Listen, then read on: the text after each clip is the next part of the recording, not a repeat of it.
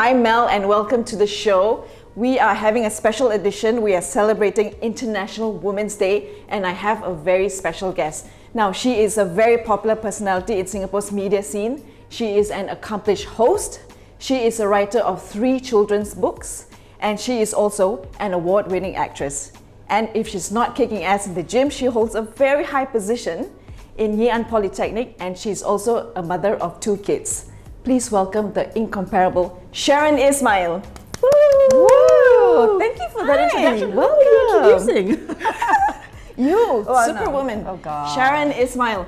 I am so excited to have you here. My heart is literally like You that have you're no idea standing how next to me. I am. What are you I'm saying? in Mel's kitchen. You kidding me? This is where the magic happens. All things Yes. delicious, right? Yes. Yeah, but thank you so much for having me on today. We are super excited. So today we are just going to cook, we are going to chat, we are going to banter, and a little bit about International Women's Day as well. Hopefully. Yes. If I can multitask really well. I haven't done this type of multitasking, it's different. I'm when sure you're this cooking will and be a talking. piece of cake. Okay, so what it is that we're doing today is both Sharon and I, we are working with one common ingredient, and that ingredient is bread. So she's making something out of bread, I'm making something out of bread. We both don't know what the other is making. So it's going to be super exciting and fun. I hope so. I know so. Okay, so Sharon, Yes? you are a woman who holds multiple roles. You are super talented, but I think our audience out there is very curious. Can Sharon cook or not? Can you cook or not? I improvise my way through the kitchen. I confess. Okay. Sometimes things are a little bit of an experiment. But this one is something It's the that best I've done. way. Oh yeah, well, Yep. you try to get away with it, and then you try to put nutrition in first, and then You if it's try. something that tastes good and the kids will eat it, then you kind of okay, that's a winner. So this is something I make a lot because I Excellent. make a big batch of it, and then it goes into a lot of things. So I try Great. to maximize one. The time you spend in the kitchen, right? Exactly. Yes. So this is my Sunday prep. Part of my Great Sunday prep. idea, everyone. Right. Okay. It's not something that's unusual, though. I think you will know what it is. Okay, so I think we are ready to start cooking. Sharon, you ready? No. Let's do this anyway.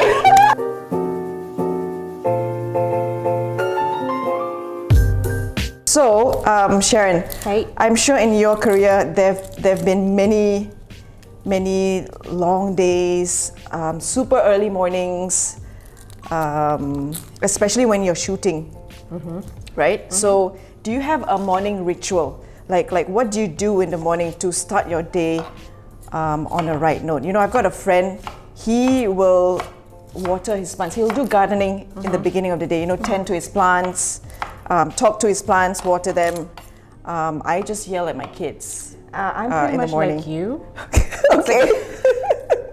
I don't have time to talk to my plants in the morning because my daughters are usually, up early and they need to get out of the house early to get to school. To go to school. Yeah, so I save the calm, peaceful talks with my plants at night.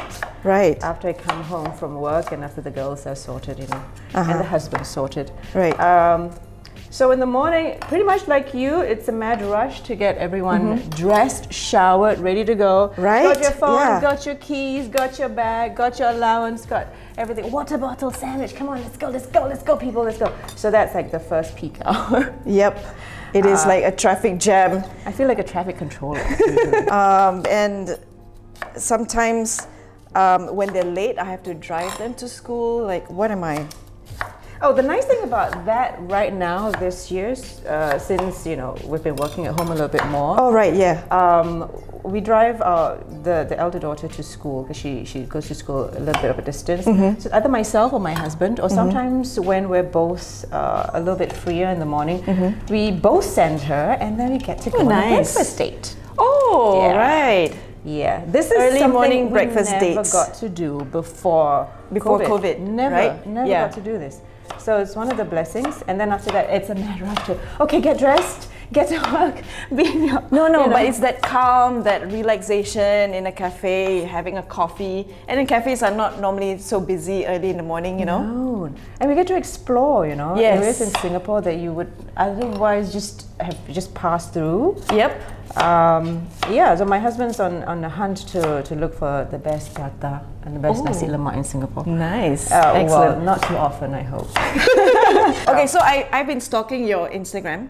You go to the gym a lot. No, Now, not a lot lah. Yes. You're always gymming. Always. Okay. At least once, if not twice a week. Yeah, nice. Not always though. So, besides the obvious health benefits of working out and all that, what does the gym give you? What is it to get away? Sanity. Is it to Sanity. sanity? Yes. I think it's beyond the body, Yep. I just find that it helps balance the hormones a little bit more. Right. And I'm happier. Also See? because people at this gym that I go to, my trainer is a woman and she's a mom. All right. And so she knows what the body has gone through with pregnancies and Right. Yep. childbearing and all of that, right? So she knows how to help me figure things out. How it's cool. like Yes. this is after we give birth. Uh-huh. Do you notice sort of the song is the same but the arrangement is different? It's slightly different, lah. Sometimes it's off know. key, but still. I used to take my coffee with milk, so a long black. But I've been a bit more lactose intolerant lately, so Same. Oh my God, what's happening? I think. So it's true. Yes, it's true. We are like sisters. It's We've true. been told, so No, it's after you hit that number. Yes. Yes. What number is that? 27. Yeah. 27, 27. and then your body just starts changing, and then you cannot take certain foods. You get cranky all the time. Okay, no. No? No. Come to gym with me. Oh, okay, yes. Okay, Okay. Yeah. Yeah, okay, talking Whoa, about gym. sorry. Oh, that's a gym move. You have won many Best Actress awards throughout your career, right? 3 is not many. It's a just lot. 3. 3 Best Actress awards. So tell me, how do you prepare for your roles? Like, how do you prepare for a role like Superintendent Audrey So? What I know is that Forensic, that show that you're starring in, has been picked up by Netflix last year. That must have been incredible. Yes, that was a bucket list Congratulations. thing for me. Check. Yay. Yeah. So my next bucket list item is actually an original production for Netflix. I'm just putting it out there, universe. If you hear, if anyone hears, thank you very much. About How do you prepare for these roles? I'm a bit of a nerd, so the research part is quite fun for me. So it's about looking at what her job role is like, what she needs to do, and then what she needs to be. Because in that managerial position, she's got a team, right? Yep. And she needs to hang on to them quite tightly because one of them is a bit of a renegade. Okay. And one is, a bit inexperienced, but generally she's got these people that she's in charge of, so she's got to make sure that they're all doing their jobs well, they're taken care of well. So part of that is really understanding her place in that universe. So where does Audrey So fit in that universe? In this case, she fits in the police world, in the police team. Then after that, it's also about capoing around. Capoing is such a great skill. Yes. It's so necessary, right? Because nobody knows everything in life. So you've got to ask someone. And I asked a few people who are in the police force. So you interviewed them, you met up with them. Well, casually. Right, I yeah. would call it an interview because then, they then they get, intimidate them, yeah. right? And then, then they say, alamak, this is Yeah, like, this is should I even be serious, talking to you? Is Right. this so serious, right? Now, what I really noticed was, obviously at that level, at superintendent level, there are not very many female superintendents. Yes, absolutely. So Superintendent Audrey So is a bona fide badass lady boss. Yeah, just saying. Yeah. On screen. Thanks. My students, though, tell me once in a while, Sharon, you're not acting. Like, Yeah. Audrey So, the Is so you. fierce is you're not acting. I'm next to you. Most of the time. You are also an author of 3 children's books. I mean, I'm an aspiring writer myself, especially when my kids were younger, and I used to read them all these books, and I said, wow, these books are so nice. I mean, I can do this. I can write this book. And then when I sit down to actually try and write something, nothing. Absolutely nothing on my laptop.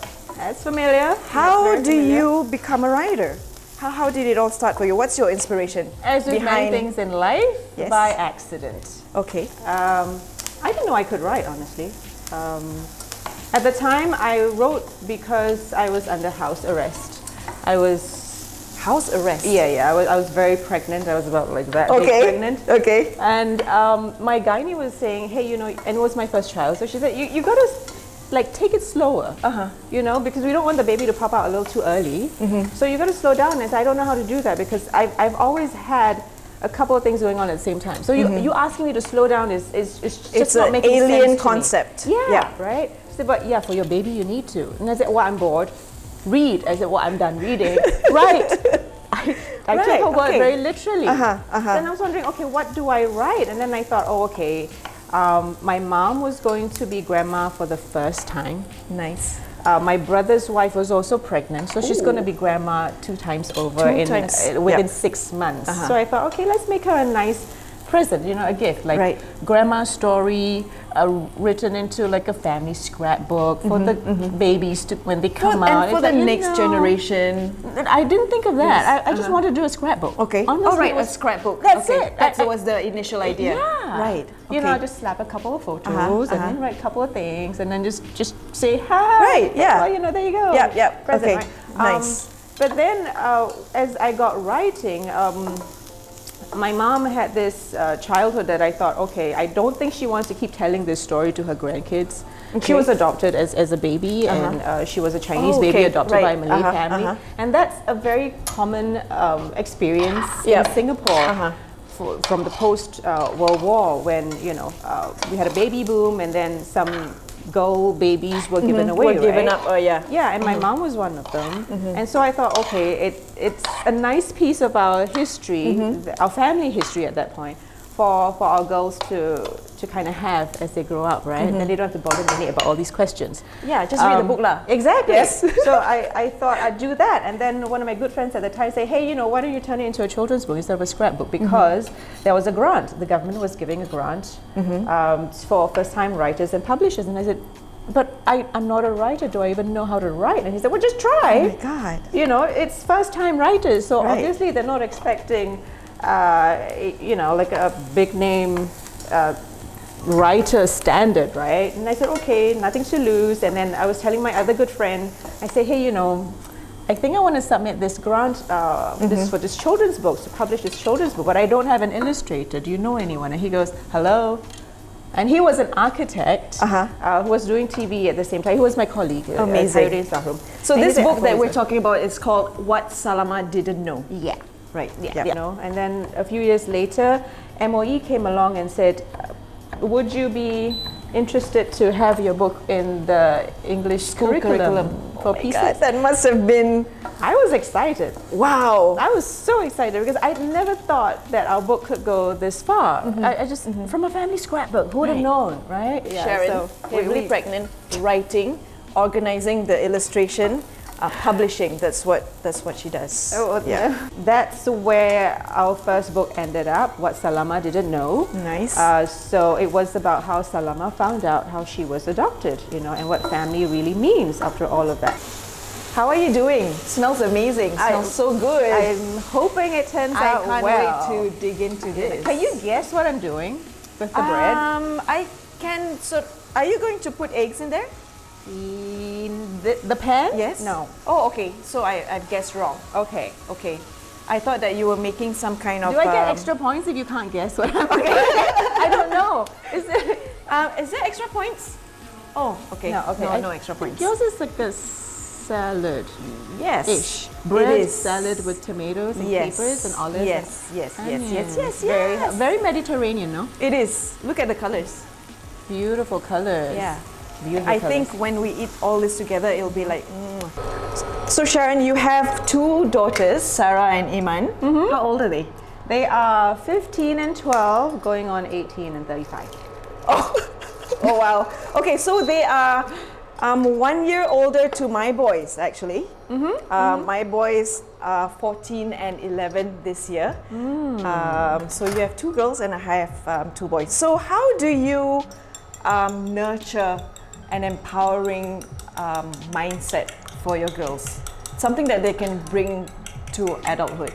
Well, it's not something I think about, so strategically and so, Right. in such a well-organized way. I think it's a day-to-day thing or just a general approach. I want them to be confident that they have a voice and they have an opinion, and it's okay to have an opinion. Right, yep. It's okay to practice choice as well. And if something doesn't work out the way you intended, then it's fine, but you get to experiment with life. So what I try to do is to let my daughters see a little bit of what goes on the inside of my brain. I'm sure they're very proud of you. I mean, they have a great role model. I don't know, they roll their eyes a lot, really. And that's, I think, teenage currency. Yes, same with my boys. They're moping about. Well, the older one, he mopes about all day long at home. Like, hey, hi mom, okay, like That like sounds that. familiar. Okay. Yeah. I think maybe it's a phase they go through. Definitely seen it, I mean, we've gone through it and we know what they're going through. It's just that it's looking at them and then from our perspective, it's like, wow, you mean I was like this? Right? Wow. Maybe worse. Yeah. I like to think that, big guy upstairs, was merciful. It made my daughters not as whatever as I was. Then. Naughty. If only you guys can smell this place. It smells wonderful. The spices, the olive oil, the meat, I'm gonna try to not use so much oil, but I may need to touch a little bit. Yeah, here. Touch up a little bit. I'll see. I'm I'll trying just to leave this here. Yeah. Yes. Okay. There we go. That's my last slice. I think that should be enough.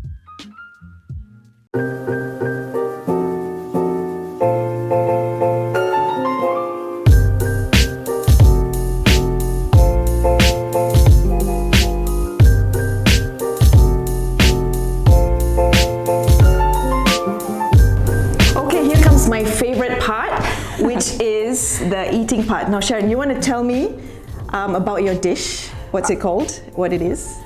Maybe you can explain. Yes. I think you can guess. It's a very common Malay classic street food called roti john. Roti john. Basically, it's just whatever bread you have at home. You slap on some eggs, and in the eggs, if you have onions or meat or anything you like to put in, so it's sort of a savory omelette filling, slap it on the bread, put it face down on the frying pan, and there you go. It's brunch. Yes, I think that's the important part. It's not just eggs. You got to put the sweet onions in there. You first fry some meat with some spices to, you got to elevate this thing, right? Yeah, for me this is really childhood memory kind of flavors. I remember my mom, my grandparents used to make stuff like this. So you would have the smell of fried onions, fried garlic, and curry powder in there, right? And then, of course, you got lots of meat because you want the beef, right? And that's how it is with homemade food versus something you buy outside. Maybe they're not so generous with the meat. Maybe not. Yes. Okay, so I have something fresh and crunchy as well.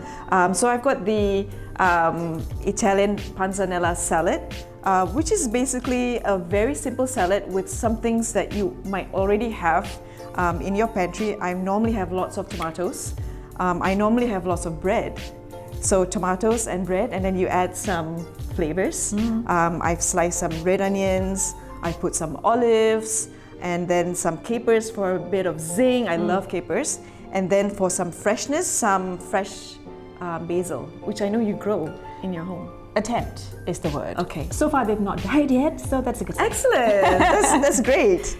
So, shall we eat some food? Thanks. Okay. Thank you. Yes, go ahead. I'm just going to go right into this. Okay, please go ahead and tell me what you think. Soft, like insipid bread. I need crunch. That garlicky chili sauce with this.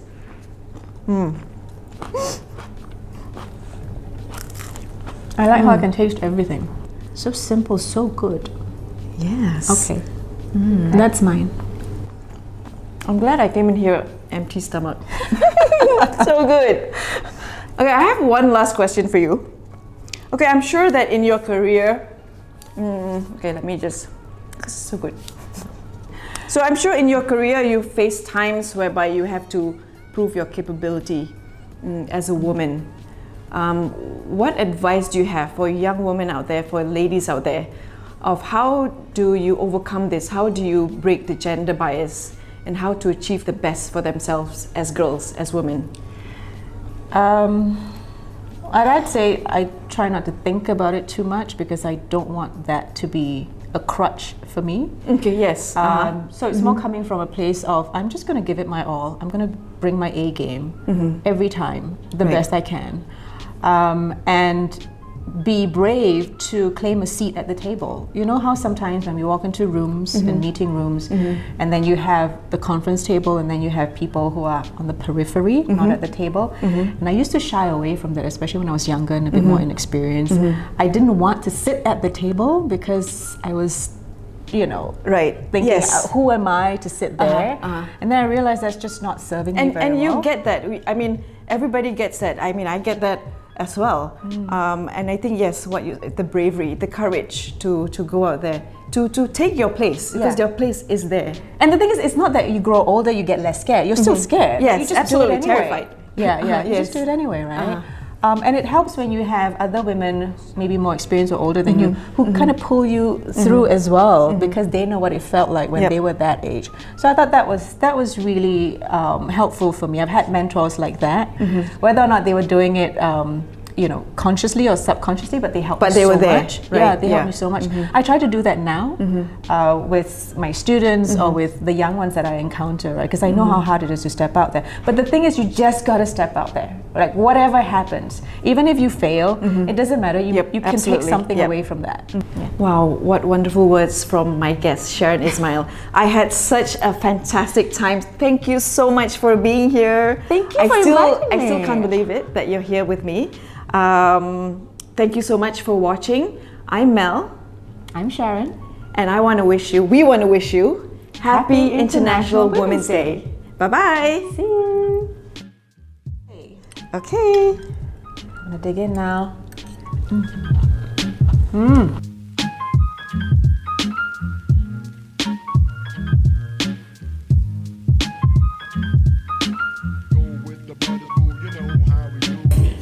Okay, so I've been stalking your Instagram.